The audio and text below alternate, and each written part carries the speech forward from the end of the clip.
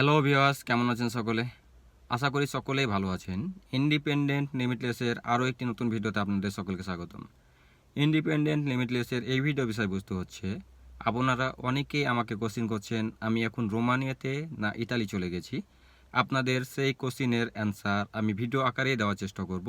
তো চলুন ভিডিওটি শুরু করা যাক।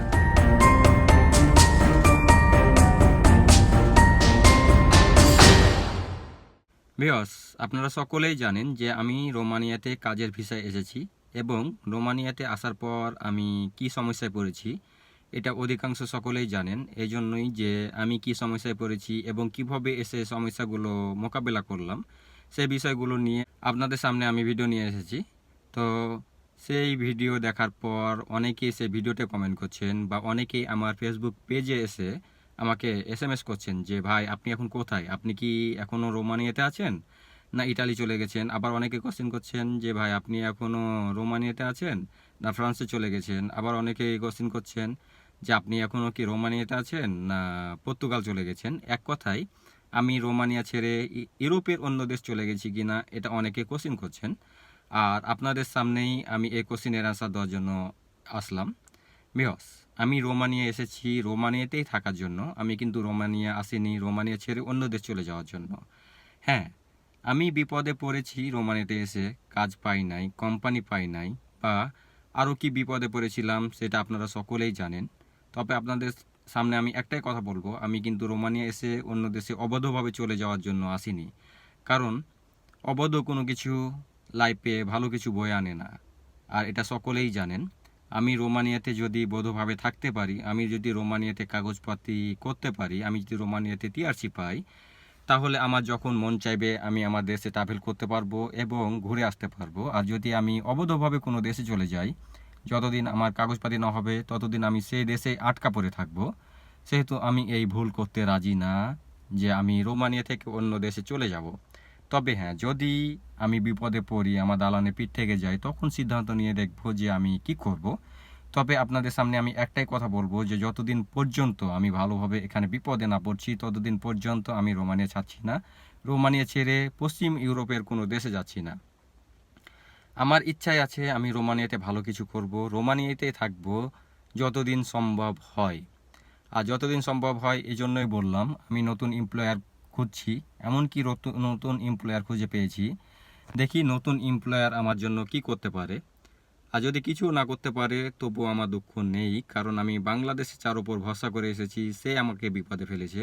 সেহেতু নতুন এমপ্লয়ারও আমাকে বিপদে ফেলতে পারে। তবে দেখাই যাক, বাংলাদেশি কাউকে ভরসা করে তো আমি বিপদে পড়েছিলাম, রোমানিয়ান কাউকে বিশ্বাস করে আমি বিপদে পড়ি কিনা। তবে আমার একটা বিশ্বাস তৈরি হয়েছে, বাংলাদেশের ডট ডট মারলেও রোমানিয়া আমাদের মারবে না। কারণ রোমানিয়া একটু হলেও আমাদের ভালোবাসে, রোমানিয়ার জনগণ একটু হলেও আমাদের ভালোবাসে। তাই বলে আমি এটা প্রকাশ করতে চাচ্ছি না যে রোমানিয়ার মানুষজন অনেক ভালো। বাংলাদেশে যেমন ভালো খারাপ আছে, রোমানিয়াতেও ভালো খারাপ থাকবে, এটা আমিও মানি। তবে বাংলাদেশি মানুষজনকে বিশ্বাস করে যেমন একবার আমি প্রবলেমে পড়লাম, ঠকলাম, একবার রোমানিয়ার মানুষকে বিশ্বাস করে দেখি না কি হয়।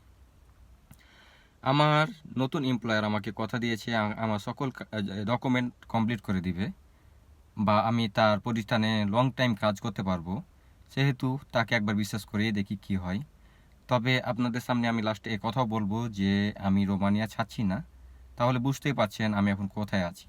আমি অবশ্যই এখন রোমানিয়াতে আছি।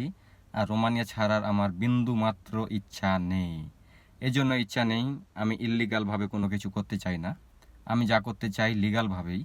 কারণ আপনারা দেখেছেন যে যখন আমাদের জিম্মি করে রেখেছিল, যখন আমাদের পাসপোর্ট নিয়ে রেখেছিল, তখন আমরা ইচ্ছা করলে অন্য দেশ পালিয়ে যেতে পারতাম। কেন? আমরা যদি অন্য দেশ অবৈধভাবে চলে যেতাম তাহলে কিন্তু আমাদের পাসপোর্ট কিছু লাগতো না।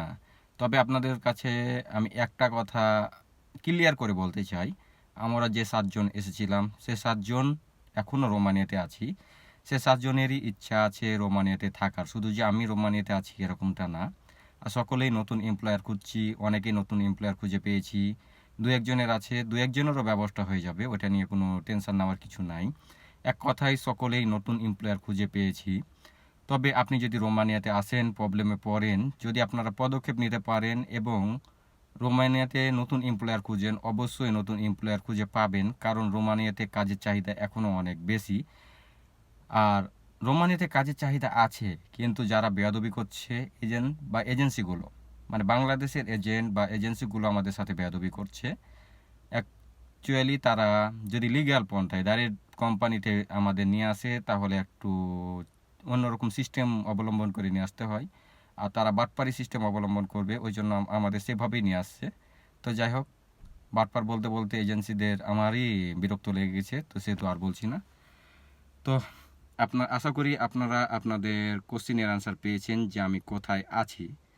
আর আমি রোমানিয়াতেই থাকবো। আপনারা যারা আসবেন তারা রোমানিয়াতেই থাকার চেষ্টা করবেন, যদিও এটা পূর্ব ইউরোপ, কিন্তু পূর্ব ইউরোপে থাকাও একটা শান্তি আছে, কারণ রোমানিয়াতে থাকা খাওয়ার খরচ অনেক কম। আর যদি আপনি নতুন এমপ্লয়ার খুঁজে পান, নতুন এমপ্লয়ার আপনাকে থাকার জায়গা দিবে, খাবার জন্য নির্দিষ্ট পরিমাণ কিছু অর্থ দিবে, এবং আপনি তো স্যালারি পাচ্ছেন। আর রোমানিয়াতে এসে আপনাকে সিদ্ধান্ত নিতে হবে যে আপনি যে কাজ পান সে কাজই আপনাকে করতে হবে, ডকুমেন্ট না হওয়া পর্যন্ত। তো সকলে ভালো থাকবেন, সুস্থ থাকবেন। এই ছিল আজকে আমার ভিডিও। তো সকলকে ধন্যবাদ জানিয়ে আমি আমার ভিডিও এখানে শেষ করছি। Bye bye, tata.